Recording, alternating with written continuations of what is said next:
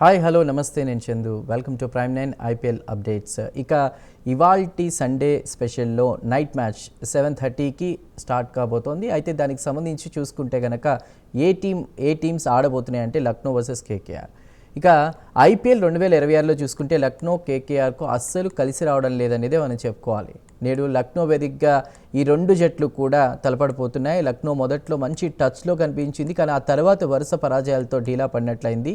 ఆడిన 7 మ్యాచ్ల్లో చూసుకుంటే కేవలం 2 మ్యాచ్ల్లో గెలిచి చివరి నుంచి 2వ స్థానంలో ఉంది. గత మ్యాచ్లో చూసుకుంటే ఆర్ఆర్ స్వల్ప స్కోర్ను కూడా ఛేదించలేక ఓటమి మూటగట్టుకున్నట్లయింది.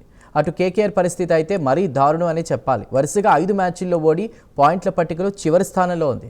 గత మ్యాచ్లో ఆర్ఆర్తో గెలిచి బోనీ కొట్టింది. మరి బోనీ కొట్టిన కేకేఆర్ గెలుపాటును కొనసాగిస్తుందా లేక లక్నో పుంజుకుని విజయాల బాట పడుతుందో లేదో చూడాలి. ఇవాల్టి మ్యాచ్ ఎలా ఉండబోతోంది, అదేవిధంగా బ్యాటింగ్ సంబంధించి బౌలింగ్కి ఎవరెవరు ఎంత స్ట్రెంగ్గా ఉన్నారు రెండు టీమ్స్కి సంబంధించి కూడా తెలుసుకునే ప్రయత్నం చేద్దాం. మనకి అందుబాటులోకి వచ్చారు ప్రముఖ స్పోర్ట్స్ అనలిస్ట్ సుధీర్ మహావాది గారు. సుధీర్ గారు గుడ్ మార్నింగ్.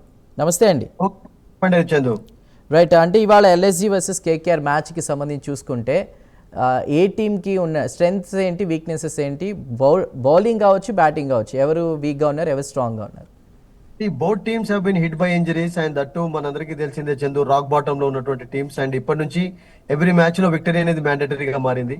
అప్పుడే వాళ్ళకు ఆ ఛాన్సెస్ ఉంటాయి ప్లే ఆఫ్ కు. But it's very difficult actually, ఎందుకంటే 7 matches ఆడున్నారు.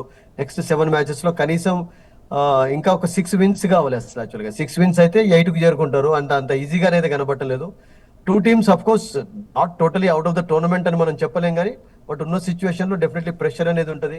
And Lucknow home crowd ముందు అసలు యాక్చువల్ గా ఎప్పుడు కూడా ఇలా పర్ఫామ్ చేయలేదు. దానికి కారణం ఏంటంటే టోటల్ టాప్ ఆర్డర్ ఫెయిలియర్ వాళ్ళకు. ఒక మిచెల్ మాసే కొంచెం కొంచెం ఊపిరినిస్తున్నాడు, కానీ but Pooran has been in totally bad form for them actually.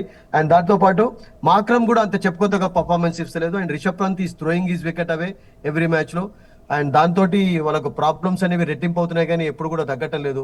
And కోల్కతాకు ఫ్రమ్ ద బిగినింగ్ రానా లేకపోవడం, తర్వాత ఈ రోజు పతిరానా ఆడే ఛాన్సెస్ కనబడుతున్నాయి. ఒకవేళ ఈ Pathirana is included, their bowling will be definitely strengthened Chandu, but we have to wait and see whether he is going to play. రెండు టీంకి సంబంధించి ఎవరి కెప్టెన్సీ లీడర్షిప్ ప్రభావం ఎక్కువగా కనిపిస్తుంది ఇవాళ? అదేవిధంగా ఏమైనా చేంజెస్ ఉంటే ఒక 3 ఆటగాళ్ళని తీసేయాల్సి వస్తే ఎవరిని రీప్లేస్ చేస్తారు, అలాంటిది ఏమైనా ఉంటుంది? I think both the team లో కెప్టెన్స్ ఇద్దరు కూడా ఫెయిలియర్ అని చెప్పాలి. రహానే ఒక మ్యాచ్ లో పర్వాలేదు అనిపించుకున్నాడు, same with Rishabh Pant also ఒక 50 చూసాం. But both captains actually they have not led by example. Total failure చూసాం ఇద్దరం అసలు యాక్చువల్ గా. అండ్ రహానే కూడా తన వికెట్ ను, జనరల్ గా రహానే ఆడే స్టైల్ ఎలా ఉంటుందంటే ఈ doesn't throw his wicket away. But ఈ టోర్నమెంట్ లో ఎక్కువగా అతడు వికెట్ పారేసుకోవడం ఎక్కువగా చూసాం. రిషబ్ పంత్ నుంచి అయితే ఎక్కువ సార్లు చూస్తూనే ఉంటాం మనం. So 2 captains actually they are not leading by example. Number 1, ఇద్దరు కూడా ఫామ్ లో లేకపోవడం అనేది వాళ్ళకు ఒక మైనస్ పాయింట్ అయింది. అండ్ దట్ 2 కాంబినేషన్స్ ఏవి వర్కౌట్ కాకపోవడం.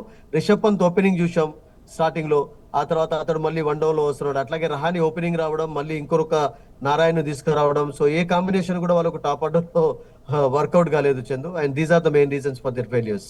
ఏజ్ వైజ్ కావచ్చు, ఫామ్ వైజ్, పిచ్ వైజ్ చూసుకున్నా ఇవాళ ఒకవేళ కేకేఆర్లో ఎవరినైనా ముగ్గురిని తీసేయాల్సి వస్తే ఎవరిని రీప్లేస్ చేయాల్సి వస్తుంది, అలాంటివి ఏమైనా సజెషన్ ఉందా?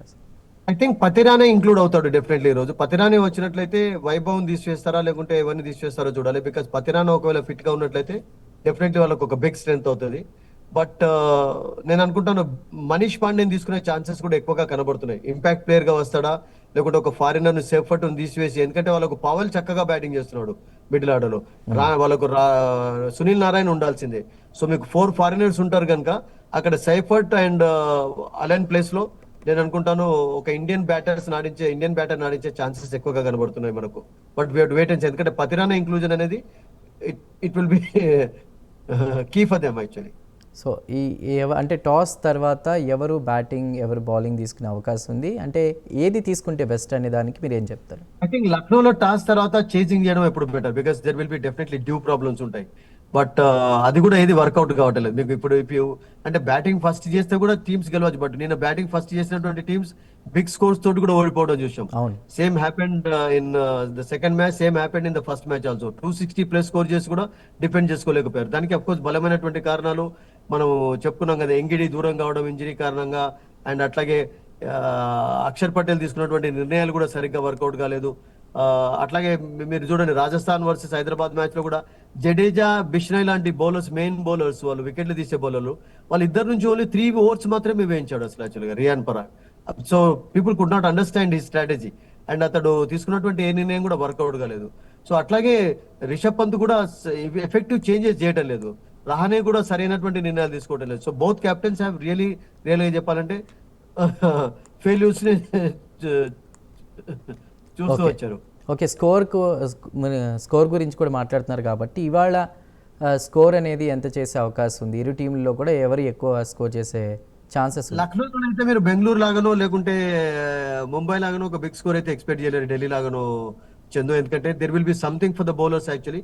వికెట్ స్లో అవుతుంటుంది కనుక ఎనీథింగ్ 170+, 180+ ఫస్ట్ బ్యాటింగ్ చేసినట్లయితే డిఫెండ్ చేసుకోవడానికి బాగుంటుంది. ఒకవేళ ఫర్ ఎగ్జాంపుల్ టీమ్ 160 లోపు కట్టడి చేసినట్లయితే చేజింగ్ బాగుంటుంది. బికాస్ 160, 170 కూడా ఒక్కొక్కసారి చేంజ్ చేయడం అనేది లక్నోలో చాలా కష్టంగా మారుతాయి. ఒకవేళ కేకేఆర్ టాస్ గెలిచి బ్యాటింగ్ ఎంచుకుంటే అది సరైన నిర్ణయమా? వెల్ అలా చేయడం కూడా చూసాం వాళ్ళు, ఎందుకంటే వాళ్ళు గుజరాత్ తోటి అట్లాగే చేశారంటే బ్యాటర్స్ కు ఫ్రీడమ్ లభిస్తుందని, బట్ అలా వర్కౌట్ కాలేదు వాళ్ళకు. అండ్ లక్నో కూడా అట్లాగే వర్కౌట్ కాలేదు. సో యా, మీరు అన్నట్టుగా ప్రెషర్ లో ఉన్నప్పుడు బ్యాటింగ్ ఫస్ట్ చేసి ఒక మంచి స్కోర్ పెట్టడం అనేది చాలా చక్కగానే ఉంటుంది, కానీ బట్ బౌలింగ్ లో కూడా స్ట్రెంత్ లేదు ఇద్దరికి కూడా. ఈరోజు పతిరానా ఆడినట్లయితే మీరు అన్నట్టుగా ఆ డెసిషన్ రహానే తీసుకోవచ్చు, no doubt about it. So pitch night match, so Sudheer గారు ఎలా ఉండబోతుంది పిచ్? దేనికి అనుకూలంగా ఉంది? దేర్ విల్ బి డ్యూ అండి, లక్నోలో కొంచెం డ్యూ ప్రాబ్లమ్స్ ఉంటాయి అండ్ వికెట్ స్లో అవుతుంటుంది. స్పిన్నర్స్ కి ఎక్కువగా హెల్ప్ లభిస్తుంది and that it's a long boundary ఉంటుంది ఒక ఏరియాలో. సో స్పిన్నర్స్ నేను అనుకుంటాను డెఫినెట్లీ కీ రోల్ ప్లే చేసే ఛాన్స్ ఉంటుంది. సునీల్ నారాయణ్ కావచ్చు, అటు మీకు రతి కావచ్చు, I think they will definitely have some help on the wicket. Okay, face bowlers ఎక్కువగా ఉన్న ఎల్ఎస్జి టీమ్ కేకేఆర్ని ఎలా ఎదుర్కొంటుంది అని అనుకోవచ్చు? వాళ్ళు పేస్ డిపార్ట్మెంట్ లో కూడా చందు అసలు యాక్చువల్ గా నోకియాని ఆడించడం లేదు. అండ్ అన్ఫార్చునేట్లీ వాళ్ళకు పూరన్ ఫామ్ లో లేకపోవడం తోటి ఒక బిగ్ సమస్య ఏర్పడింది. ఎందుకంటే ఇంగ్లీష్ కూడా ఇంకా టీమ్ లో జాయిన్ కాలేదు. ఒకవేళ అతను జాయిన్ అయినట్లయితే they would have definitely replaced Pooran English తోటి చేసేవాళ్ళు. అండ్ వాళ్ళకు మార్క్రమ్ ఆడిస్తున్నారు, మార్క్రమ్ ను కూడా డౌన్ చేంజ్ చేస్తున్నారు. సో అది కూడా వర్కౌట్ కావట్లేదు. అంటే వాళ్ళు తీసుకున్నటువంటి నిర్ణయాలే first of all actually hitting them badly. ఎందుకంటే మీరు ఏ టీం తీసుకున్నా కానీ ఎక్కువగా టాప్ ఆర్డర్ లో చేంజెస్ చేయకూడదు ఎక్కువగా. సో ఆ నిర్ణయాలు నేను అనుకుంటున్నాను వాళ్ళకి ఇప్పటి వరకు వర్కౌట్ కాలేదు. సో బౌలింగ్ లో అంటే అఫ్ కోర్స్ బౌలింగ్ లో మీరు అన్నట్టుగా అంత పెద్ద స్ట్రెంత్ ఏం లేదు. ఆవేష్ ఖాన్ కూడా అంత ఇంప్రెసివ్ గా కనబడలేదు. మయాంక్ మొన్న ఆడించారు, Mayank was okay with the pace, but variation అతనిలో లేకపోవడం కూడా ఒక బిగ్ ప్రాబ్లం అయిపోయింది వాళ్ళకు. సో ప్రధాన ఆటగాళ్ళ విషయానికి వస్తే రెండు టీముల్లో ఎవరెవరు ఆట తీరు ఎలా ఉండే అవకాశం ఉంది ఇవాల్టి మ్యాచ్ కి సంబంధించి? It all depends on how the captains play today, because Rahane ఇటువైపు అండ్ అట్లాగే రిషబ్ పంత్ కూడా ఒక మంచి ఇన్నింగ్స్ అట. We all know Rishabh Pant కు అద్భుతమైనటువంటి టాలెంట్ ఉంది అండ్ అతడు ఇండియన్ టీమ్ లో రావడానికి కూడా T20లో ఫస్ట్ వీళ్ళందరికంటే కూడా డొమెస్టిక్ క్రికెట్ T20లో ఒక వరల్డ్ లాంటి ఒక సెంచరీ సాధించి టీంలోకి వచ్చాడు. ఆ తర్వాత అఫ్ కోర్స్ ఒక సంఘటన కూడా జరగడంతో అన్ఫార్చునేట్లీ అతడు క్రికెట్ కు దూరంగా ఉండాల్సి వచ్చింది. అయితే ఈ సంవత్సరం అంత పెద్ద చెప్పుకోదు. సో మొత్తం మీద ఇవాల్టి మ్యాచ్కి సంబంధించి చూసుకుంటే గనక పాయింట్ల పట్టికలో కూడా 5 మ్యాచ్ల్లో ఓడి పాయింట్ల పట్టికలో చివరి స్థానంలో ఉన్నటువంటి పరిస్థితి. గత మ్యాచ్లో ఆర్ఆర్తో గెలిచి బోని కొట్టింది.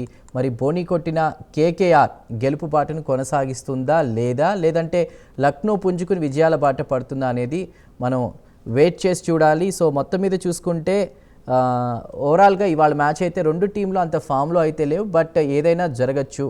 సో దీనికి సంబంధించి ఇవాళ 7:30కి టాస్ తర్వాత ఎవరు బ్యాటింగ్ బౌలింగ్ ఎంచుకుంటారో చూడాలి. సో దానికి సంబంధించి ముందుగా ఒకవేళ గెలుపు అవకాశాలు ఉన్నదైతే బ్యాటింగ్ చూసుకోకుండా బౌలింగ్ విషయానికే ముందు వెళ్ళేటువంటి తీసుకునే ఛాన్సెస్ని బట్టి కూడా ఉంటుందని కూడా సుధీర్ గారు చెప్తున్నారు. సో ఇది IPL అప్డేట్స్ కొనసాగుతాయి. Keep watching Prime nine news.